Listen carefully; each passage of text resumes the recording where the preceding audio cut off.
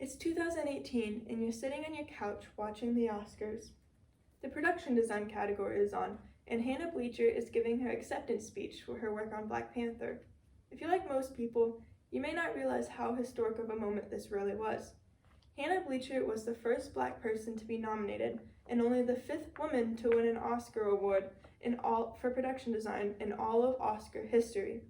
In addition, she is the first woman to win an award in the fantasy film category for production design. Hello, my name is Ashley Tarosian, and today I'm going to talk to you about the discrimination women face in the film industry. According to an article called May C. Rubio, Sandy Powell lead below-the-line search in women Oscar noms, written by Jazz Tankey in Variety magazine, published on January 27th of 2020. The Academy of Motion Picture Arts and Sciences was quick to point out on January 13th, as the Oscar nominations were announced, that a record of 62 women were nominated, almost one-third of this year's nominees. The fact that only one-third of this year's nominees were women is not entirely the fault of the Academy Awards. The real discrimination is found in the culture of the big studios in the film industry itself. Today, in discussing the discrimination women face in Hollywood, I will be focusing on how they are discriminated against because of their gender and their looks, and what we can do to help overcome it. First, let's discuss how women are discriminated against based off their gender. Establishing a successful career in Hollywood is complicated, even more so for women. The role of women in filmmaking today is small compared to what it used to be, despite the fact that it was a historically female-dominated career. Behind the camera, men vastly outnumber women in key roles. Variety magazine published an article, May C. Rubio, Sandy Powell lead below-the-line search in women Oscar noms, written by Jazz Tankey, published on January 27th, 2020, stating that 92% of 2019's top 500 grossing films had no female department supervisors. It isn't much better in front of the camera either. On screen, women seen on screen are sexualized or cause problems for the male protagonists, and very few of them are women of color. Women are discriminated against because of their gender, and it makes it harder for them to establish a successful career. In an interview for the article, What Women Filmmakers Want by Angelina Francesca, found in the Sunday Times, published in October of 2017, director and writer Nancy Meyers says, "No, a man doesn't go to movie jail for making a bomb, but women have a really tough time if one of their movies doesn't work. Establishing a career depends on one's connections within the industry, and making a mistake could be costly. The stakes are even higher for women.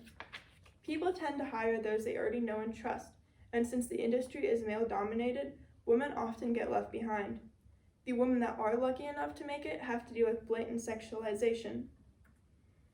According to #HollywoodSoMale, an article by Catherine Marshall found on Eureka Street, Volumes 26, Number 4, published on March 3rd of 2016, women are often sexualized, with 30% seen wearing sexualized or revealing clothing compared to 7% of men.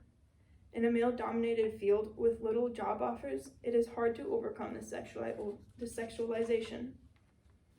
Now that I have discussed the discrimination women face because of their gender, let's move on to the discrimination they face because of their looks. Women are often discriminated against for their looks as much as they are for their gender. Lead female roles often have a certain standard of beauty and are more often than not sexualized. Most of the time, if a woman does not have the looks, they do not get the part. And once women reach a certain age, it is harder for them to find jobs. In an interview found in an article called Too Old for Hollywood by M. Zeitlin, published by Progressive, Volume 56, Number 1, in January of 1992, story editor Hindi Brooks says, "There was a time when my name opened doors," says Brooks, "but then a few years ago her agent told her, 'I can't sell you. They, the new studio heads, are telling us not to send them any gray hair.'" In 1991, a video called Power and Fear, the Hollywood Gray List, was created. It showed the increasing unemployment among people in the film industry as they get older. This has been known to cause depression and even suicide. Acting roles for women are hard to come by once they reach their 30s and 40s, compared to men who have roles well into their 50s.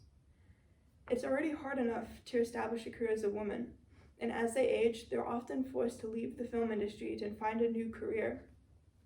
Finally, now that I have explained the problem, I will discuss what can be done to stop it. One way people are trying to overcome the discrimination against women in Hollywood is by bringing awareness of it to society. For example, British actor Tom Hiddleston recently starred in a short film called Leading Ladies. Leading Ladies used satire to point out the blatant discrimination and sexualization of women. In the film, different women are seen auditioning for the role of the leading lady, and they are given seemingly ridiculous instructions on how to act the part, with others being asked to leave because of their race, size, or age. In the end, Tom Hiddleston ends up getting the part as a reference to the fact that men vastly outnumber women in the industry. In addition, film producer Ross Putman is raising awareness by posting female character descriptions from Hollywood scripts on Twitter. He changed the names, but the rest of the descriptions are directly from the script. For example, in Putman's tweets, he shows a description from the TV show The West Wing, where one female character is described as 25 and sexy without trying too hard. Donna is devoted to Josh, while a male character is characterized as a youthful 38. Josh is deputy chief of staff and a highly regarded brain. With more people coming out about the truth, audiences and societies are realizing the extent of the discrimination in filmmaking. In addition to women bringing awareness to discrimination, many people are showing their support for their cause. For example, Benedict Cumberbatch will not work on any film where his female co-stars are not given equal pay. Movie critics have developed a test to try and figure out just how bad the discrimination is, comparing the number of women on set and behind the scenes to the number of men. As more people bring awareness to the discrimination, more supporters rally together and try and change this. Many of the women in the industry say that the first step to overcoming the discrimination is by getting people to recognize it. USA Today published an article of an unknown date called Hollywood Pay Gap Shows Little Sign of Closing by Maria Puente, saying, "The solution to studios is putting out more films with women at the center, marketing them well, and audiences buying tickets. Women are also pushing to become a part of higher grossing films. For example, Patty Jenkins, who directed Wonder Woman, making her the first female director to direct a $100 million live-action film. Another way to overcome this discrimination is for those with established careers to help nurture young female talent. Studios need to put as much faith into young female filmmakers as they do young male filmmakers. More and more female directors are making a point to hire women for key roles, both in front and behind the camera. While this is great, the number of female directors compared to men is extremely low, making it hard to truly overcome the discrimination. While all these steps are important, what can you do personally to help stop this discrimination against women? Non-filmmakers like you can help support films made by women by buying tickets to see female-led films in the movie theaters.